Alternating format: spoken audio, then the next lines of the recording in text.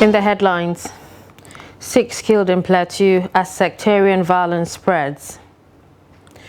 114% salary increase for President Tinubu and his vice approved.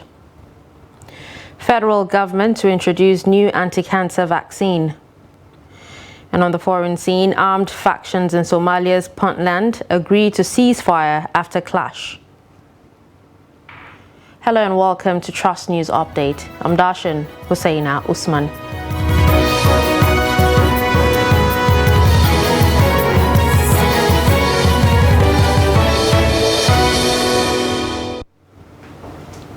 And we begin with security, where at least 6 persons were killed when gunmen invaded a Riam local government area of Plateau State on Tuesday. Reports say the incident happened in Rahos Sambak village of Rahos.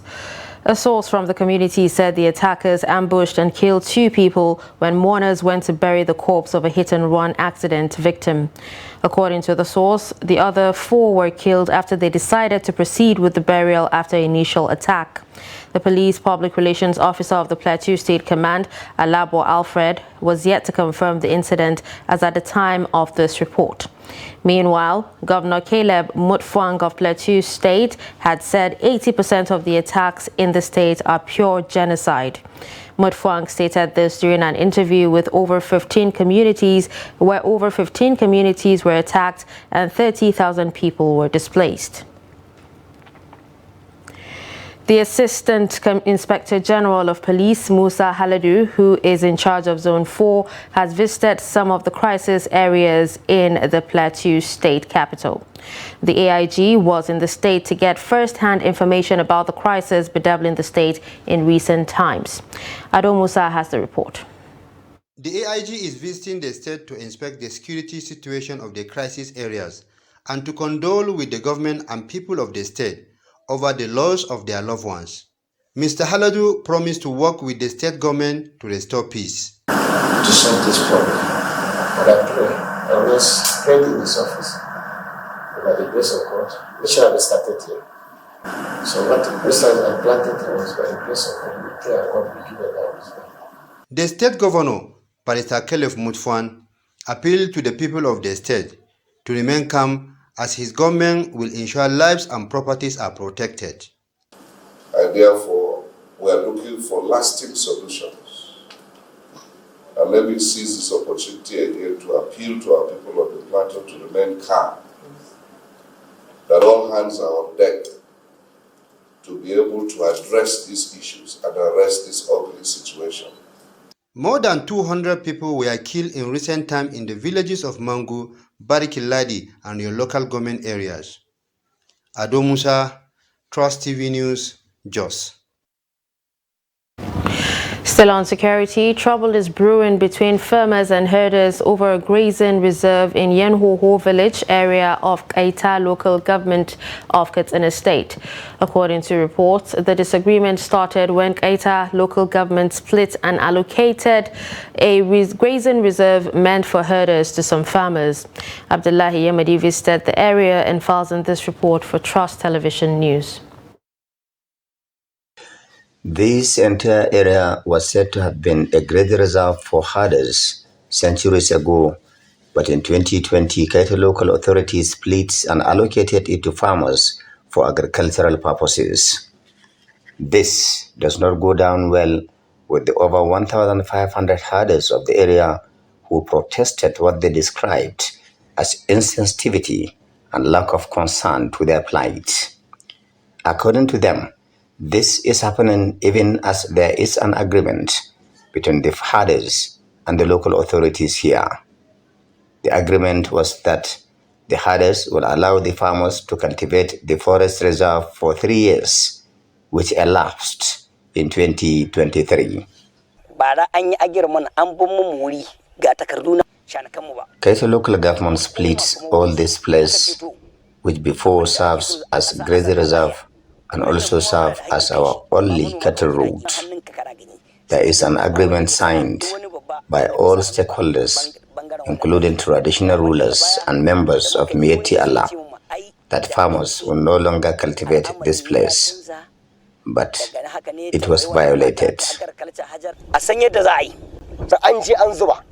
It is because of this violation of agreements some of the suspected farmers poisoned our cows, and up till today, the local authorities are adamant about it. Is it because we are law-abiding? Moreover, the herders alleged that about 6 days ago, some suspected farmers poisoned a stream water within the forest reserve. 19 of their cows drank from the water and died in the process. As a farmer, I am not aware of any cow that was poisoned here, and I paid 4,000 naira only into the coffers of Kete local government and obtained this portion of land, and many of us, especially Fadama farmers, were allocated the land 3 years ago.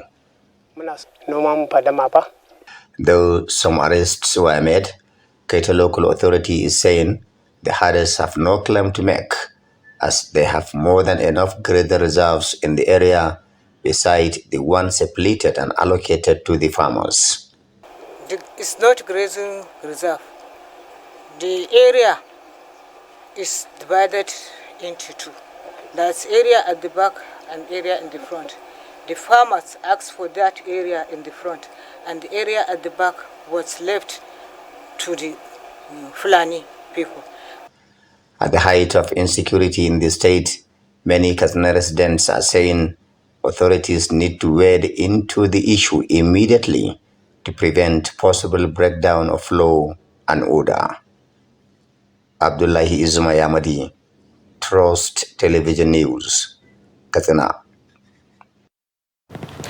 The Acting Inspector General of Police, Kayode Egbetokun, has assumed office at the force headquarters in Abuja.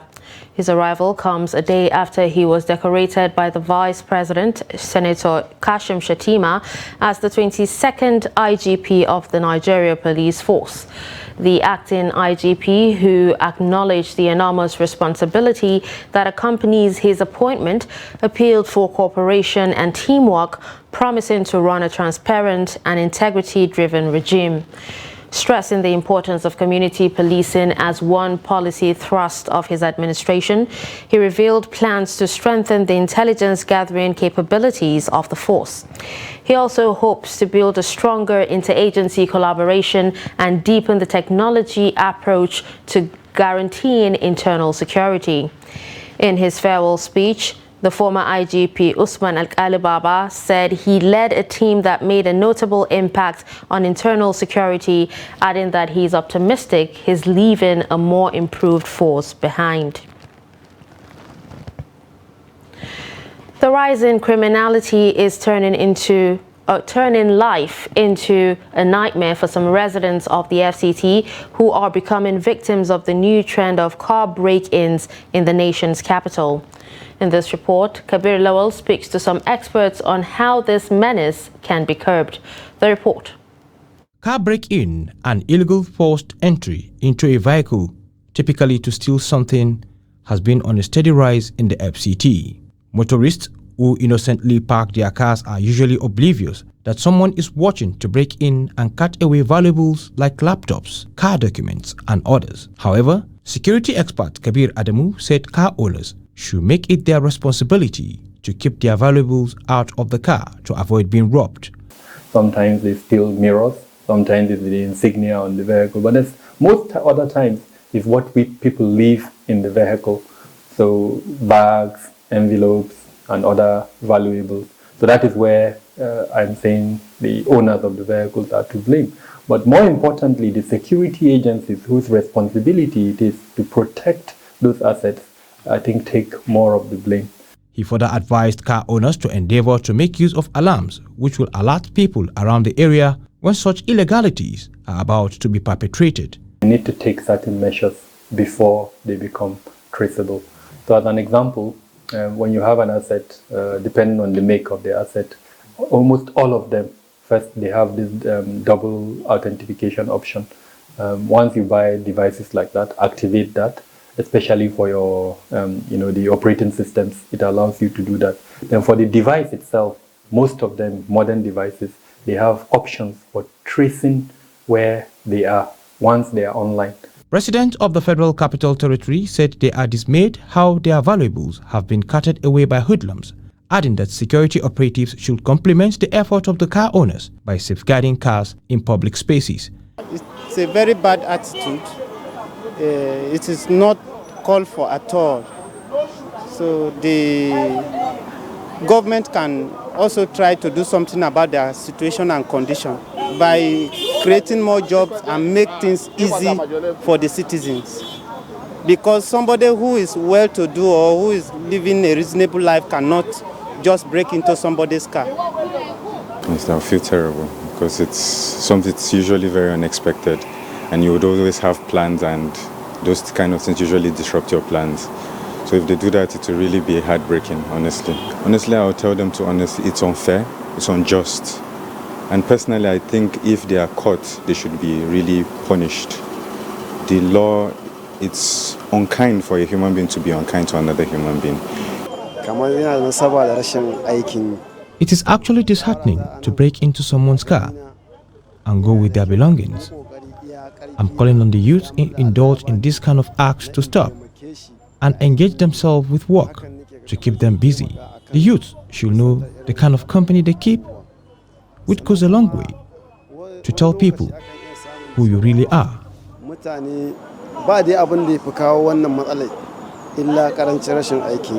Some said parking in unsecured parks can also be one of the factors which make car owners fall victims.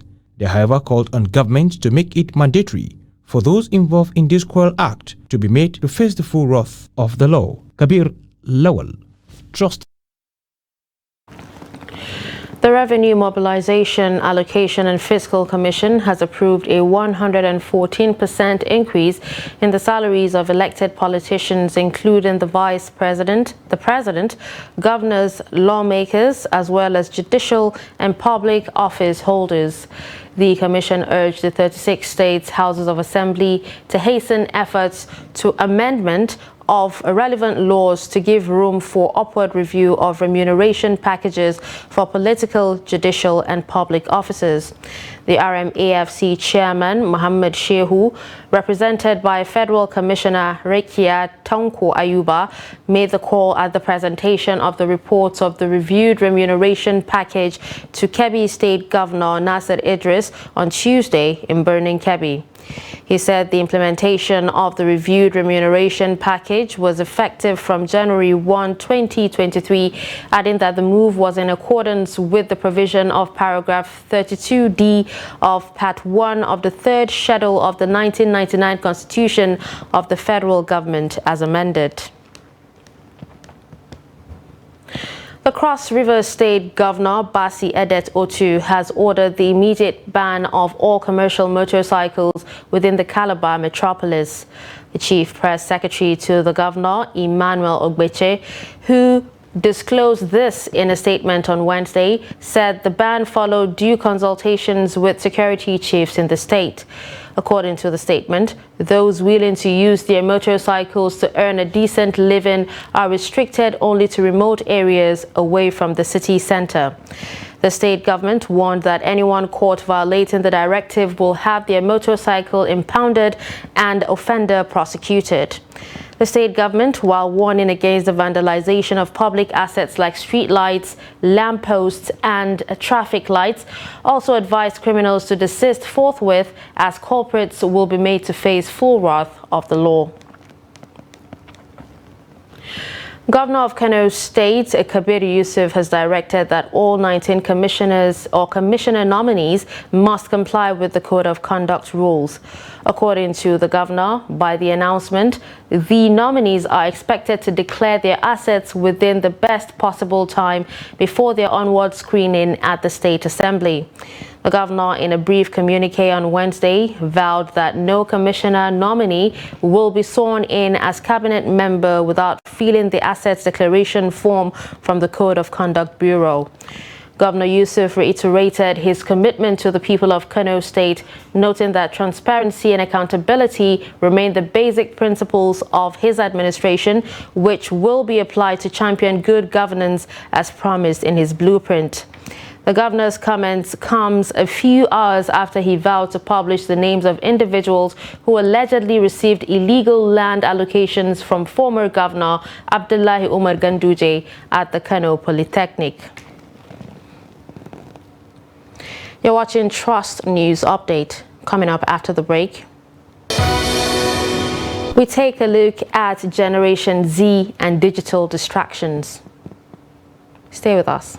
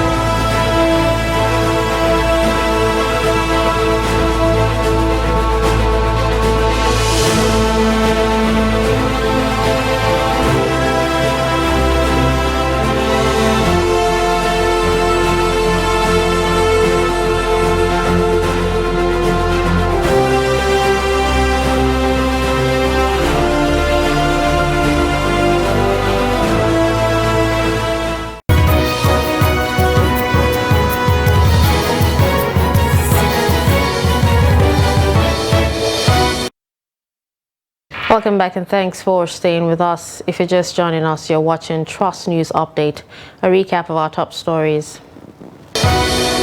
We told you that 6 killed in Plateau as sectarian violence spreads.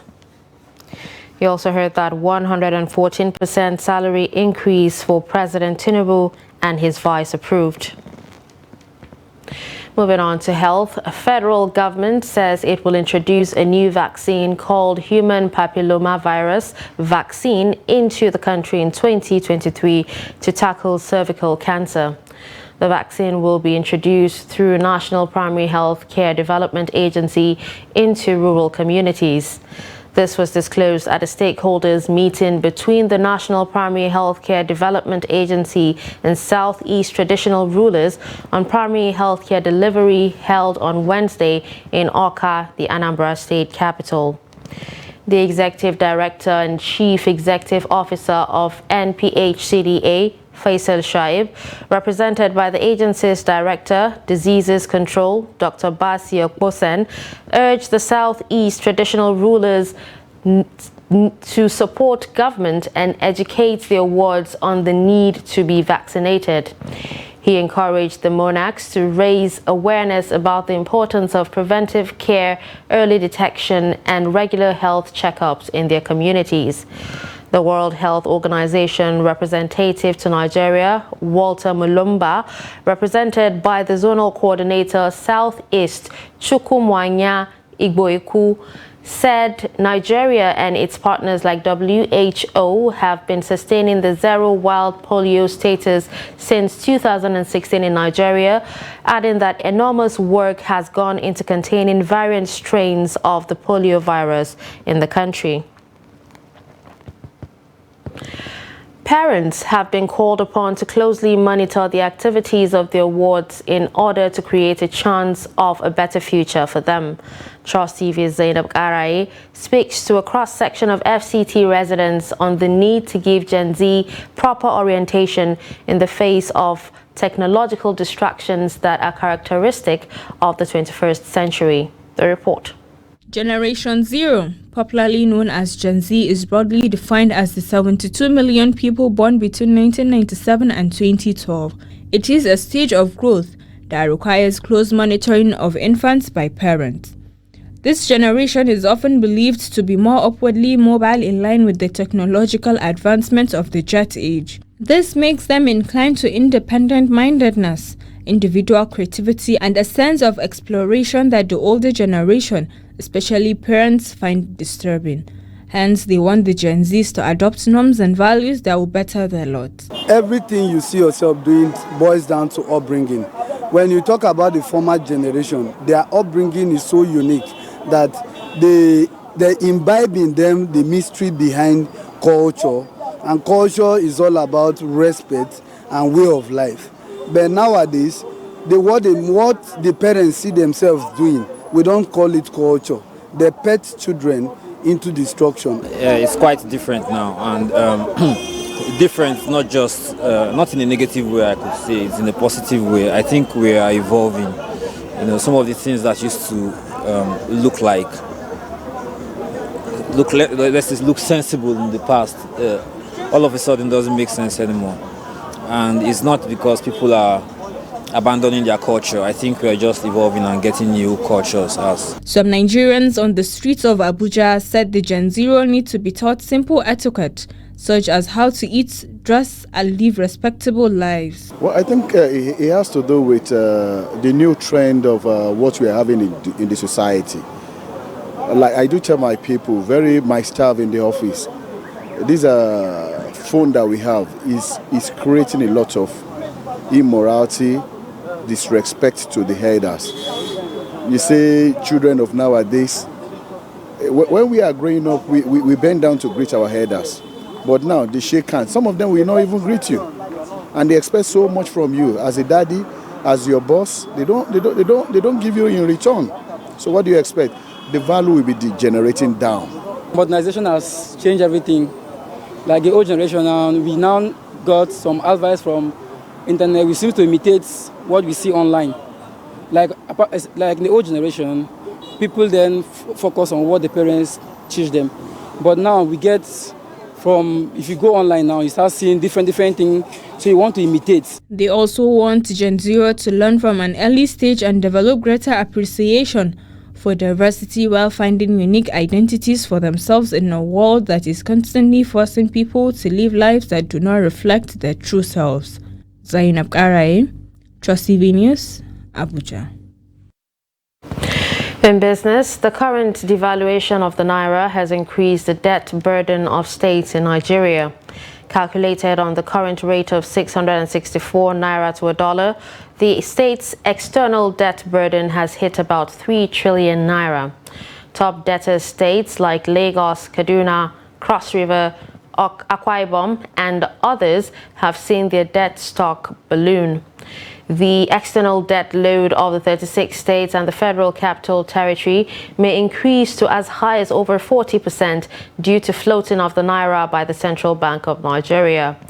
On June 13, 2023, the external debt stock of the states was about $4.46 billion or 2.09 trillion Naira at the exchange rate of 471 Naira per dollar as of December 2022. After Nigeria devalued its currency, the debt stock climbed to 2.96 trillion Naira at 663.04 naira per dollar, meaning the states will need revenue in naira to pay off their foreign loans. Part of the reason given by the CBN is that it is working to unify the country's chaotic forex market in line with the directive of the President Bola Tinubu during his inauguration speech on May 29, 2023. The Nigerian Customs Service, Niger Kogi Area Command have intercepted a Mitsubishi truck loaded with railway locomotive parts believed to have been vandalized along Minna-Bida Road. The Customs Area Controller, B.O. Kadejo, made this known while handing over the seized vehicle to the Niger State Command of the Nigeria Security and Civil Defense Corps for proper investigation. He said upon sighting the surveillance patrol team of the Customs, the suspected vandals stopped and abandoned the truck and fled the scene. He said preliminary investigation reveals that the vandalized locomotive railway parts belong to the Nigerian Railway Corporation. Those that are engaged in that they are highly unpatriotic. They are very callous. Because we know removal of railway tracks, you know what it can cause? Derailment. Apart from the economic implications. So as for the Nigerian government to provide adequate infrastructure, that is why subsidy is being removed. Can you imagine government is trying all its efforts just to make sure that they cater for the citizen?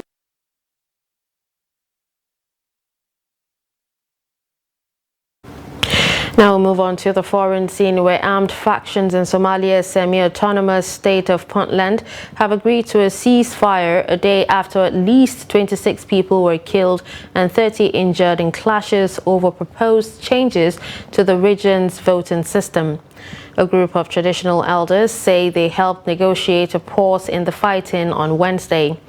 Local residents say the sound of gunfire had stopped while fighters had left the streets and shops reopened.